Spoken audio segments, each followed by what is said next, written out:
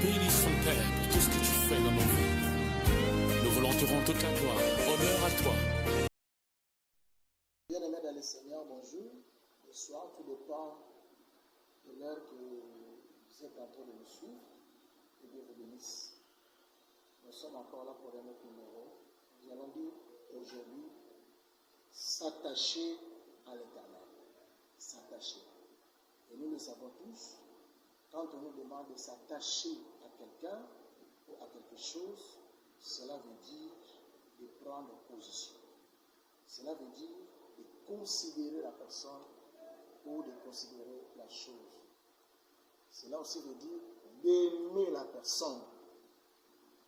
S'attacher, c'est aimer la personne, rester avec la personne, à ses convictions, à ses paroles et à tout ce que la personne vous demande. Ou encore, trouver de l'intérêt dans la vie de cette personne.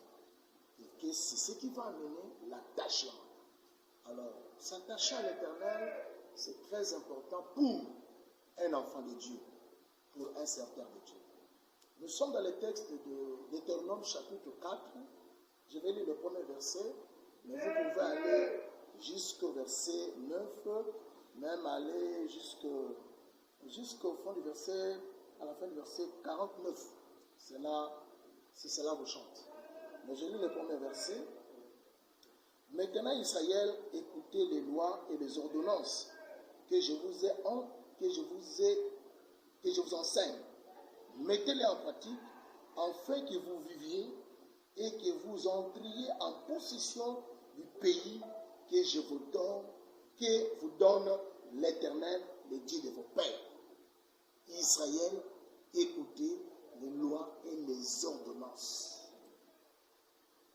que je vous enseigne. Écoutez les ordonnances. Alors, quand le peuple d'Israël va écouter les lois et les ordonnances que l'Éternel a donné à Moïse, que Moïse puisse enseigner à son peuple, cela va amener deux choses. Mais avant d'y arriver, Moïse dit au peuple d'Israël, écoutez les lois et les ordonnances que je vous enseigne, auxquelles je reçois de l'Éternel. J'aimerais poser une question. Qu'est-ce qu'un homme de Dieu ou un enfant de Dieu qui est mature peut enseigner à une autre personne ou à un autre chrétien? Qu'est-ce qu'un pasteur peut enseigner aux fidèles? C'est la parole de Dieu. Quand on parle de la loi, on parle de l'ordonnance, on parle de la parole de Dieu. Parce que dans la parole de Dieu, il y a tout dedans. Tout est dedans dans la parole de Dieu. Un enfant de Dieu qui n'aime pas la parole de Dieu ne peut pas s'attacher à l'Éternel, ne peut pas faire confiance à l'Éternel. Un enfant de Dieu qui n'écoute pas la parole de Dieu, n'écoute pas l'Éternel. Écouter la parole, c'est écouter Dieu. Aimer Dieu, c'est écouter sa parole. S'attacher à Dieu, c'est s'attacher à sa parole, pas autre chose. C'est-à-dire, mettez en pratique. Moïse n'a pas caché aux enfants d'Israël que s'ils mettaient en pratique la parole, ça va amener des choses. La première, ils vont vivre par ça, parce que la parole produit la vie. La première chose que la parole de Dieu produit. Écouter les lois et les ordonnances va produire la vie. La vie. Si vous écoutez, vous mettez en pratique, vous allez recevoir la vie. La vie. La deuxième chose, vous allez rentrer en possession du pays que l'Éternel, votre Dieu, vous donne, qu'il avait promis à vos pères. Pour rentrer en possession du pays, il a fallu que les enfants d'Israël écoutent la parole de Dieu, écoutent les enseignements de Moïse et de les mettre en pratique afin des choses variées. Pourquoi beaucoup d'enfants de Dieu aujourd'hui ne possèdent pas? Pourquoi beaucoup d'enfants de Dieu aujourd'hui ne vivent pas? Vivre, quand on parle, la parole de Dieu parle de la vie, c'est différent de la vie courante, quand on parle de la vie. Une personne peut être vivante physiquement, mais spirituellement, la personne est morte. Nous obtenons la vie parce que nous obéissons à la parole de Dieu. Et la parole de Dieu produit la vie. qu'est-ce que la vie que la parole de Dieu produit? La parole de Dieu produit une vie spirituelle. Alors cette vie spirituelle déclenche sur le plan physique, sur le plan social, beaucoup d'autres choses. La vie se trouve dans la parole de Dieu. Vous allez vivre. Et deuxième chose, vous allez posséder le pays. Si vous voulez entrer, Dieu a déjà donné. Vous allez voir une promesse, Dieu va faire sortir le peuple d'Israël de l'Égypte. Il dit, vous allez habiter dans un pays pour le lait et le miel. Ça, c'est Dieu qui dit. Mais il a dit, pour que vous puissiez rentrer, il faut devenir écouter la parole de Dieu et mettre cela en pratique, afin que vous puissiez posséder. Pour que la chose que Dieu vous a donnée puisse devenir votre propriété.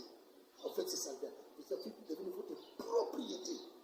Il y a quelque chose à faire. C'est mettre en pratique la parole de Dieu.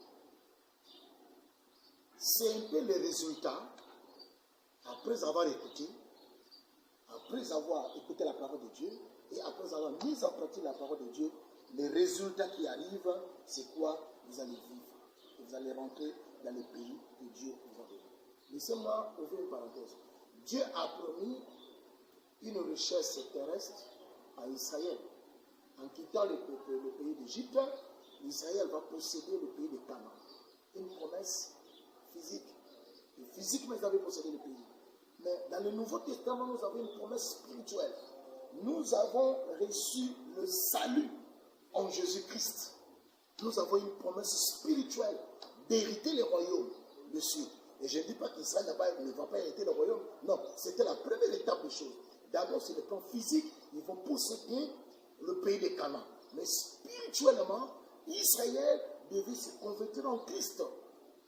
Accepter Christ comme Seigneur et Sauveur dans leur vie. Et le résultat sera le royaume de Dieu. Alors, il ne faut jamais oublier que, bien aimé dans le Seigneur, que nous avons des choses que nous devons posséder. D'abord, le salut. Dieu nous a donné ça gratuitement en acceptant Christ comme Seigneur et Sauveur dans notre vie personnelle. Dieu nous a donné le salut en Christ gratuitement. Mais il y a d'autres choses qui ne peuvent pas rester gratuitement du Seigneur. Par exemple, l'obéissance à la parole de Dieu. Ça, ce n'est pas la gratuité. Nous devons nous appliquer pour avoir ce que Dieu a promis. Par exemple, je cite Éphésiens chapitre 1er, verset 3. Là, il dit, béni soit le Père de notre Seigneur Jésus-Christ qui nous a bénis de toutes les bénédictions spirituelles dans le lieu céleste en Christ. Invoque une relation. Si nous avons une relation personnelle avec Jésus, c'est une bonne chose. Ça, c'est la première étape des choses. La deuxième étape des choses, je vais écouter la parole du Seigneur.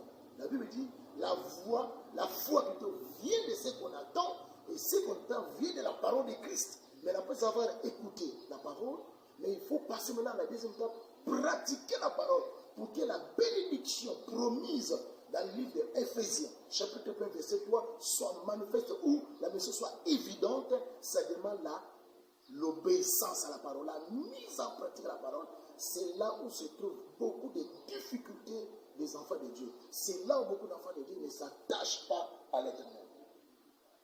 Quand la Bible, par exemple, nous dit de pratiquer, de s'attacher à l'Éternel, en fait, qu'est-ce que la Bible, la parole de Dieu veut nous dire? Je viens de dire que s'attacher, c'est aimer une personne. S'attacher, c'est accepter le conviction d'une personne. Si vous aimez le Seigneur, si nous aimons le Seigneur, nous allons nous attacher à sa parole. Dis-le le Seigneur. Écoutez. Moïse, il n'avait pas caché au peuple. Il les avait dit, bon, vous avez vu ce que Dieu a fait à ceux qui s'étaient attachés à l'affaire de Baal-Péor. L'affaire de Baal-Péor, c'est quoi? Les peuples d'Israël s'étaient livrés avec les femmes moabites. S'est livré à la débauche. J'ai fait ça dans le livre de Nombres, chapitre 25, à partir de ce premier, je parle jusqu'au verset 18. Ils se sont attachés aux femmes. Or, c'était interdit en Israël qu'un Israélien ne peut pas aller vers la femme étrangère. Mais ils se sont attachés. Ils ont aimé les femmes étrangères. Qu'est-ce qui s'est passé?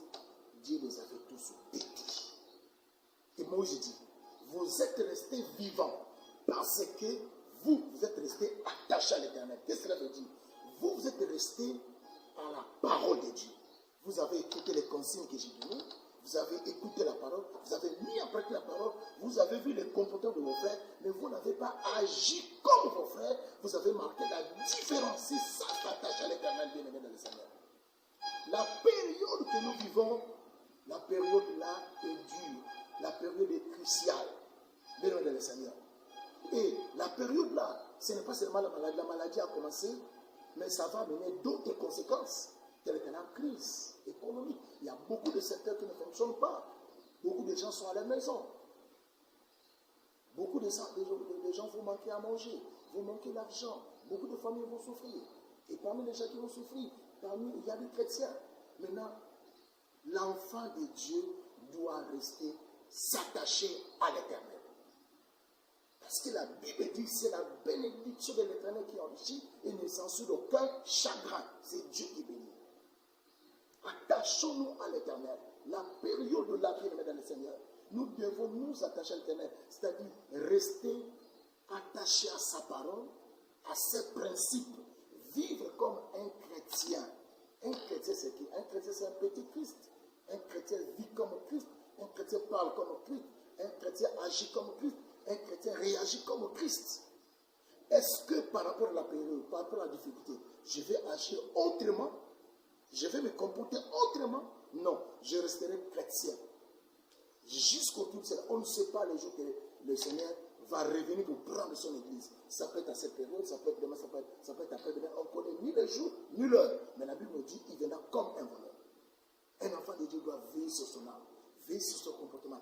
Est-ce que je continue à m'attacher à l'Éternel? Est-ce que par rapport à la période, par rapport à ce que nous traversons, par rapport à ce que je vis, est-ce que je commence à me détacher de l'Éternel? C'est-à-dire, je commence à abandonner de valeurs chrétiennes, je commence à abandonner la parole de Dieu, ou je suis toujours dans la parole? Est-ce que je mets toujours la parole de Dieu en pratique de l'Éternel? Avant de clôturer, je leur dis une chose. À la sortie de cette crise, beaucoup d'enfants de Dieu sortiront plus forts. Pourquoi? Parce qu'ils auront profité de ces moments. Nous sommes en confinement, nous sommes en retrait. Beaucoup d'enfants de Dieu se sont retirés pour se confier plus à l'Éternel, à la prière, à la lecture de la parole de Dieu, à la méditation, à la sanctification. Bien aimé, vous allez voir, à la sortie de cette crise, beaucoup d'enfants de Dieu sortiront très forts, spirituellement. Et bien aimé, ce sont les héros-là qui vont sauver le monde. Ce sont les héros-là qui vont encore proclamer la parole de Dieu. Ce sont ces héros-là que Dieu va encore utiliser puissamment. Mais par contre, il y aura d'autres enfants de Dieu qui sortiront chaos faibles. Pourquoi? Parce qu'ils vont penser qu'ils sont dans les vacances spirituelles. Bien aimé, l'apôtre Pierre nous dit dans les épîtres de Pierre, nous n'avons pas ici-bas un lieu de repos, un moment de repos. On ne peut pas se reposer. Il n'y a pas un lieu de repos, bien aimé. L'apôtre Paul dit à Timothée, que le temps soit favorable ou non, prêche la parole de Dieu. Que le temps soit favorable ou non, prêche la parole. On ne peut pas se reposer pour prier. Si on ne peut pas se reposer pour manger, pour boire, pour aller derrière, se vider, mais pourquoi se reposer dans la prière? On ne peut pas se reposer pour prier. On ne peut pas se reposer pour servir Dieu, pour adorer, pour louer, pour craindre Dieu. Non, même si tu es à la maison, tu peux toujours être en contact avec le ciel, être en contact avec Dieu. Bien aimé le Seigneur, je ne souhaite pas qu'à la sortie de cette période, à la sortie de la crise, que tu sors calme, que tu sors OK. Ne profite pas de ces moments pour dire que je suis en vacances. Je ne peux plus prier, je ne peux plus lire la parole de Dieu, je ne peux plus méditer, je suis là seulement en train de regarder l'émission à la télé, fini, je mange tout. Mais tu vas sortir comment? Non. Un enfant de Dieu prie comme il respire. Un enfant de Dieu prie comme il mange. Si tu as besoin de manger, tu as aussi besoin de la prière. Si tu as besoin de dormir, tu as aussi besoin de méditer, lire la parole de Dieu. Bien-aimé dans le Seigneur, que les besoins spirituels montent de ton cœur, que tu pries, que tu adores, que tu continues à t'attacher à l'Éternel. Ne perds pas de valeurs spirituelles. Continue à rester chrétien. Sois encore plus fort qu'en ce moment de confinement. Que Dieu te bénisse, que Dieu te visite par le nom de Jésus. Oh, que l'Éternel soit ton Dieu. Continue à t'attacher à l'Éternel.